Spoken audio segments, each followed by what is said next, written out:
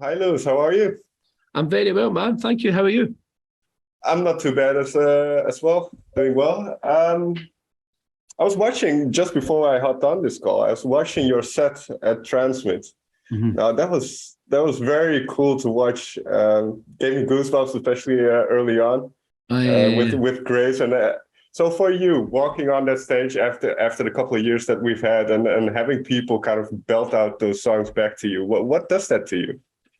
it was crazy. Transmit, especially because Transmit was one of those ones where I was like exceedingly nervous leading up to it, and I wasn't really sure what to expect. And yeah, I was just about I was shitting myself for lack of a better word. But it was weird because when we went on and we started singing Grace, I just was like overcome with emotion, and I started to like cry, which was weird during the first song.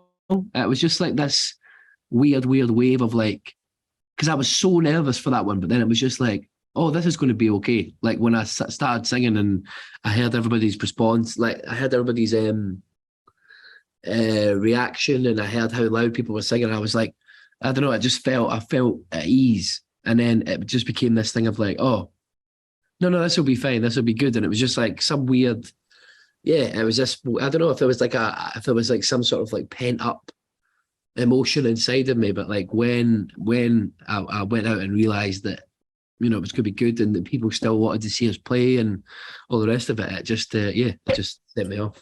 Yeah, the bit with what you're saying at the end there, because that was what I was thinking about when you posted something on Instagram a while ago uh, about feeling the pressure of writing this new album. So having this field of people kind of shouting back at you and cheering, and does that give some sense of confirmation that you're still allowed to be here? Yeah, I mean, maybe confirmation is probably the wrong word, but it's nice to know that people still want to come and see us play, Mm. even if it is just the old songs. Do you know what I mean? Who knows about the new? We'll see what happens if we release the new stuff and nobody wants to come and see us. That's a different kettle of fish altogether. But yeah, for now it's like it was really nice just to be like, oh, there's people who still want to come and see us play, and that's like that in itself is a really encouraging feeling and an encouraging sight. And if we flip it, then what is your feeling towards playing live, especially after having been unable to do so, being on stage and kind of getting those emotions out anyway? Oh, I love it. It's amazing, man. It's good to be back. Like that. That's the thing. I always say this, but like I never got into music to play to make music videos. Do you know what I mean? I got into Sure. music to play live. So to be able to come out and do that again and see the reaction of people is pretty yeah, it's pretty special, man. I feel very privileged to be in that position and to continue to get to do that. And yeah, it's just this, yeah, that's the incredible thing. That's the best part about it all. So like, and then obviously, as you say, like with the last couple of years we've had, to see that and to see people's reaction and to see it all come together, it's just yeah, it was just special.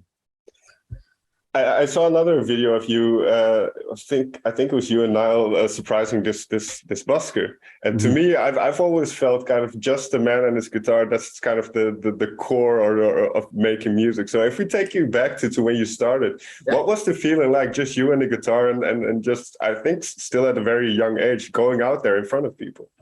It was just, but what I remember doing it back then was just like the love of doing it. Like, do you know what I mean? I think that was the thing, and that's what propelled you. It wasn't about like there was no ulterior motive. There was no like, Mm. oh, I want to do this because I'm going to make loads of money or I'm going to become famous and that. It was just like it was just a good buzz because it was like, oh, I'm just doing this because I love playing music and I love being up in front of these people and everything. And it's like you would be excited to go and play to 20 people Mm. or even less than that in an empty pub, and like that you would play like 10 gigs and 9 of those gigs would be absolutely dog shit, but then one of them would be amazing and that would keep you going till fucking 3 weeks down the line. Do you know what I mean? It's like it was just like, yeah, those are like my best, those are probably still my favorite memories in playing music.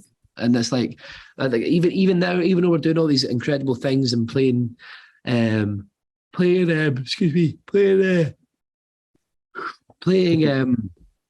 Transmit and playing all these festivals, like Reading, Glastonbury, whatever.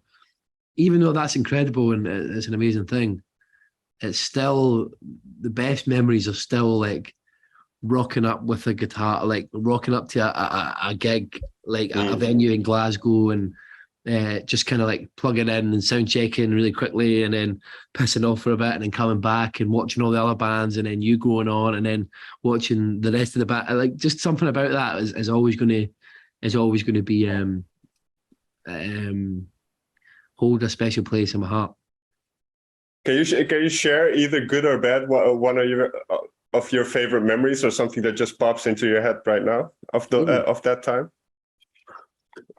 I remember my probably worst one was I was 12 years old, and I was scheduled to. My brother got me this gig at the Battle of the Bands thing, in a place called Harley's in Bathgate, which is now an Italian restaurant. But he got me that gig, and it was like, oh, this is great, this is amazing. It was going to be, I think it would have been my first gig at the time, and I showed up and I did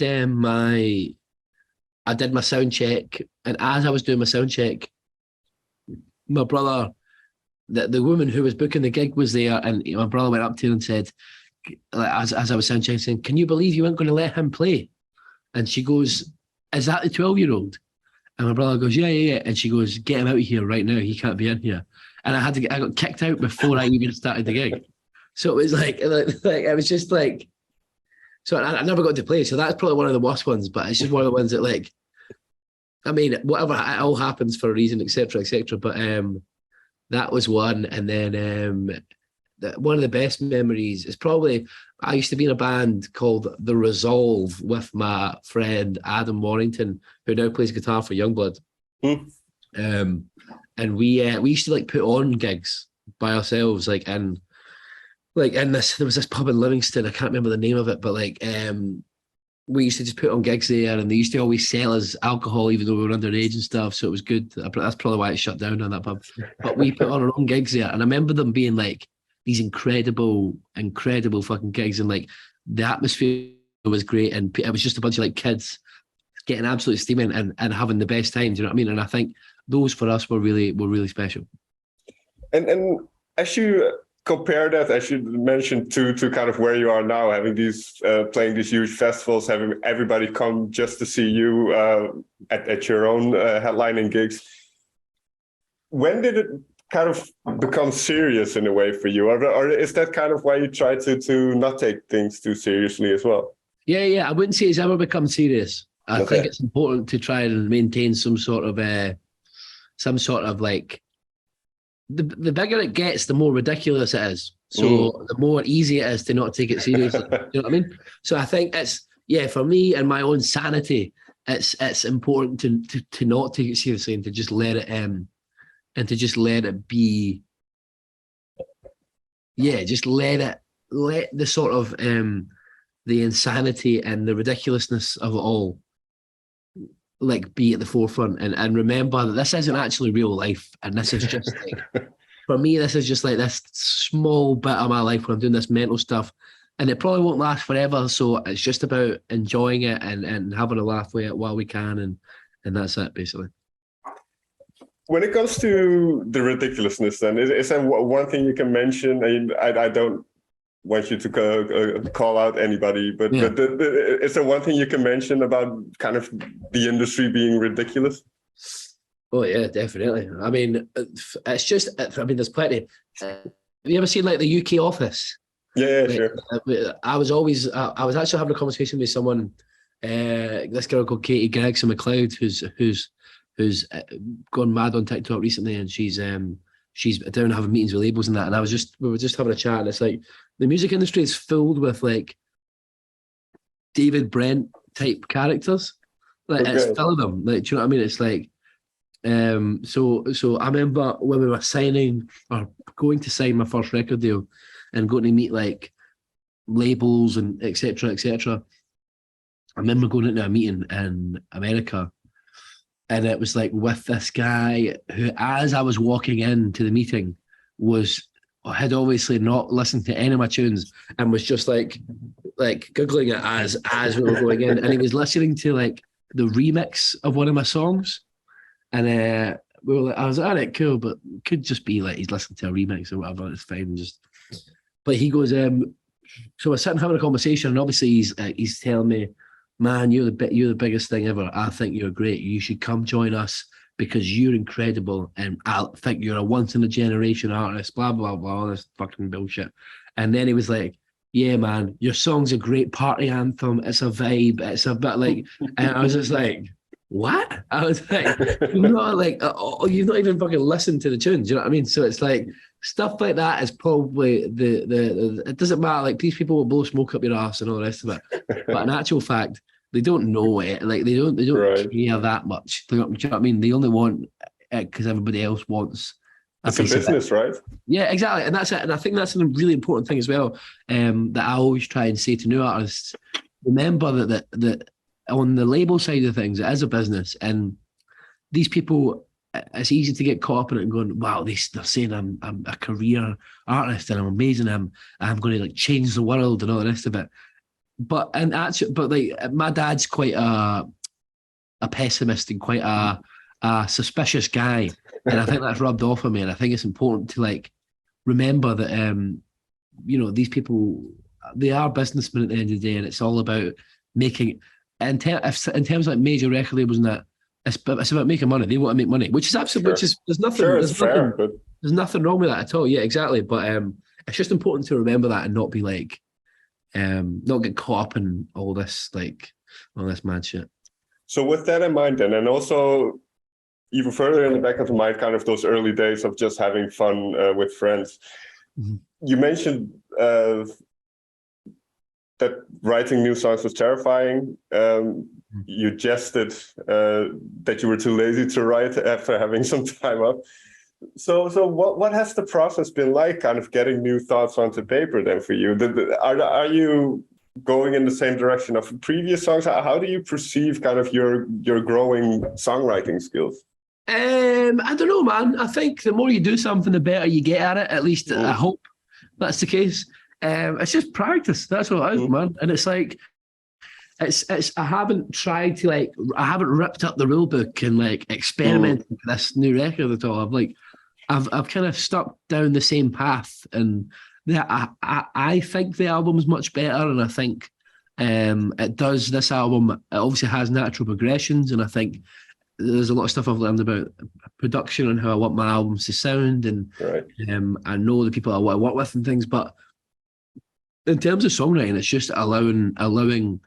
I didn't want to like overthink things too much, and because everyone talks about this like difficult second record and will you be able to deliver and all the rest of it. And it's like you have to kind of like not think about that when you're making the record, because it's one of those things where you need to just write the songs. Just that's it. Just go in and write songs and pick the best ones to be on the album. That's it. Like I tried to make it that sort of like. I tried to make that process and that sort of like thing as simple as humanly possible. Do you know what I mean? So, so yeah, man, it wasn't something I tried to like delve too deep into or overthink too, because I'm a big anxious guy anyway, and I'm an overthinker and catastrophizer and all the rest of it. So it was one of those things where I just tried to keep it as simple as possible. Go in, write songs about things that you've been through, things that you know. Come out at the end of it, pick the best 12, 13, 14, whatever, put them on an album, done. Like that was my approach to it. And I think, I hope that has, I mean, it might end up being a bad approach. We'll see if the album flops or not, but yeah, man, we'll see. It's, I just didn't want to like get too caught up in, this is a second record and I need to think about how I'm writing songs and et cetera, et cetera. I'm just, I just wanted to keep it as simple as possible. Yeah, fair enough. One thing I hear from songwriters is that you also have to live life a little bit before you can continue writing. So and then you did somewhat of a social media blackout and kind of taking time away, and then obviously the world burst into flames and we were all stuck at home. But was it important for you to step away and to kind of focus on just being a normal guy? Absolutely. I think it was one of those things where you have to like, I think I didn't actually come off Twitter and Instagram and all that for myself. I kind of was like, people have had enough. You know what I mean? I was like, I need to give people a bit of a fucking break from my incessant sort of like, please buy this, how you doing, blah, blah, blah, blah. Like, I think it was important for me to like give people a bit of a break, relax, all the rest of it.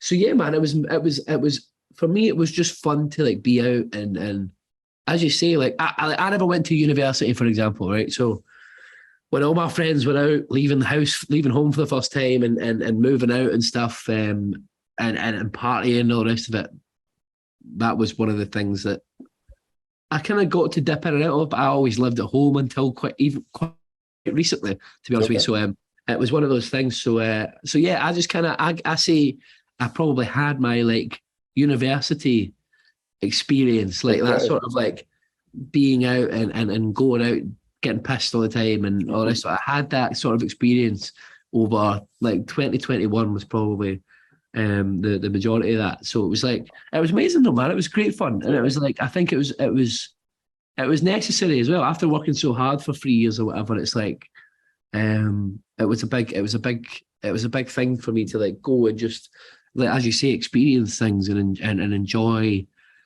being like a 23-year-old guy. Do you know what I mean? Living in a big city. So so that was the kind of the aim and the hope.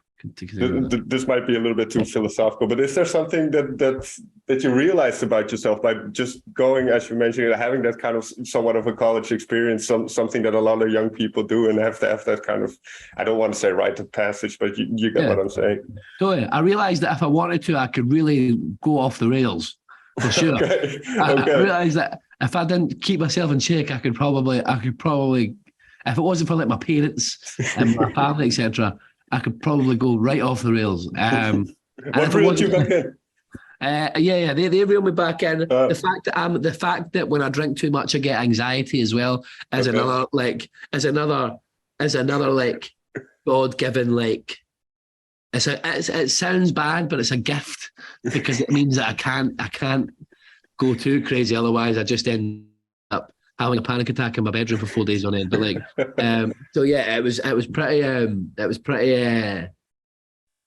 funny in that respect. But like, but yeah, man, I think it was one of those things. It was just about sort of hitting a reset button, if anything, because it was like you go away for.